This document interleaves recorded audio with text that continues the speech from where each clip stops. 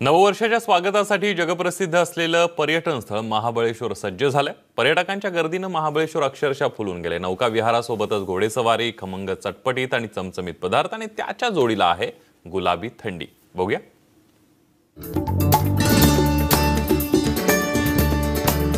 कुणी बोटिंग करताय, कुणी कणीस खाताय, कुणी स्ट्रॉबेरीचा आस्वाद घेताय, तर कुणी खेळण्यात मग्न आहे। ही सारी दृश्य आहेत महाबळेश्वरची। सरत्या वर्षाला निरोप देण्यासाठी आणि नव्या वर्षाचं स्वागत करण्यासाठी महाबळेश्वर पर्यटकांनी हे असं फुलून गेलंय। राज्यातूनच नव्हे तर देशभरातून पर्यटक इथं मौज मजा करण्यासाठी आलेले आहेत। पर्यटकांच्या गर्दीनं बाजारपेठा फुलल्या आहेत। जिकडे नजर जावी तिकडे पर्यटक काहीतरी खरेदी करताना दिसतात। थंड वातावरणात स्ट्रॉबेरी खाण्याचा आनंदच काही और असल्याचं पर्यटकांचं म्हणणं आहे।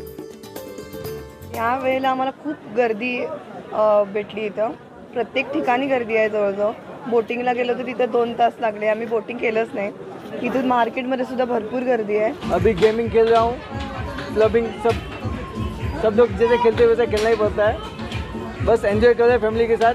ये मेरी फैमिली काफ़ी कूल है एंड हम लोग आज लेक पे गए थे एंड बोटिंग किए एंड हॉर्स राइडिंग वो सब किए। बहुत इंटरेस्टिंग है ये प्लेस। पर्यटक महाबळेश्वरमध्ये 2-4 दिवस राहण्याचा प्लॅन करतात आणि त्यामुळे पर्यटकांना आकर्षित करण्यासाठी हॉटेल व्यावसायिकांनी खास तयारी केली आहे। हॉटेल्स आणि लॉजिंगवर आकर्षक विद्युत रोषणाई करण्यात आली आहे। तर तरुणाईला आकर्षित करण्यासाठी काही हॉटेल्स मालकांनी डीजे नाईट्ससह विविध ऑफर्स सुरू केल्या। महाबळेश्वरात साधारण 25 डिसेंबरपासून गर्दी असते, परंतु यावेळी विकेंड्समध्ये सुट्टी न आल्यामुळे आता फ्रायडे सॅटर्डे संडेच्या 2-3 दिवस आधीपासून फुल गर्दी चालू झालेली आहे। पर्यटक महाबळेश्वरमध्ये नुसती मौज मजाच करत नाहीत तर मोठ्या प्रमाणात खरेदी करतात। विविध दुकानांवर पर्यटकांची खरेदीसाठी ही गर्दी पाहून त्यांचा अंदाज येतोय। महाबळेश्वरची गुलाबी थंडी अनुभवण्यासाठी पर्यटक उबदार कपडे खरेदी करतात। नव्या वर्षाचं स्वागत अतिशय दणक्यात करा, मात्र जीव धोक्यात घालून कोणतंही कृत्य करू नका। इतरांनाही आपल्यामुळे त्रास होणार नाही याची काळजी घ्या, हेच सर्वांना न्यूज 18 लोकमतचं आवाहन। किरण मोहिते, न्यूज 18 लोकमत, महाबळेश्वर।